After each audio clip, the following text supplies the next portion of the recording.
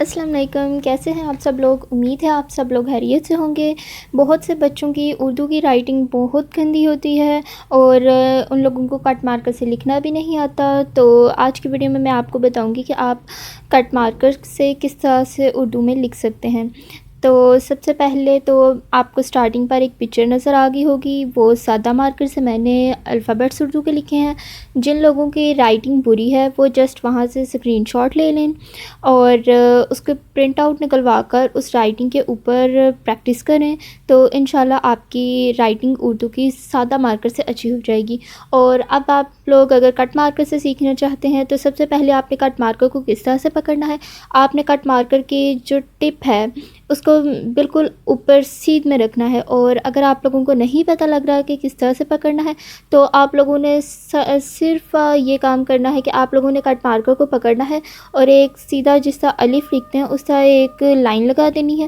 اگر تو وہ لائن بریک لگتی ہے تو اس کا مطلب آپ نے کٹ مارکر ٹھیک پکڑا ہے، اور اگر آپ لوگوں کی وہ لائن موٹی ہو جاتی ہے تو آپ لوگوں نے ٹھیک نہیں پکڑا۔ آپ لوگوں نے کٹ مارکر کو صرف اس طرح سے پکڑنا ہے کہ اگر آپ سیدھی لائن لگائیں تو وہ بریک لگے۔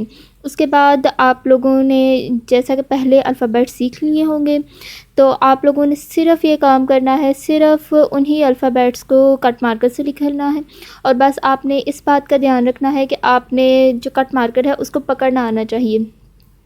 اگر آپ لوگوں کو الفابیٹ صحیح سے لکھنے آتے ہیں اور آپ کو کٹ مارکر ٹھیک طرح سے پکڑنا آتا ہے تو آپ لوگ ایزیلی رائٹنگ سیکھ سکتے ہیں۔ اس میں کوئی اتنی بڑی ٹرک نہیں ہے کہ اردو کی رائٹنگ مشکل ہوتی ہے، کٹ مارکر سے نہیں سیکھی جاتی۔ اور خاص طور پر ایک بات، جب آپ کاف لکھتے ہیں تو یا تو آپ کش والی کاف، یا تو آپ اس میں کش لگایا کریں یا پھر یہ جو چھوٹا سا ہے یہ آپ لگایا کریں، ان دونوں میں سے ایک چیز لگایا کریں۔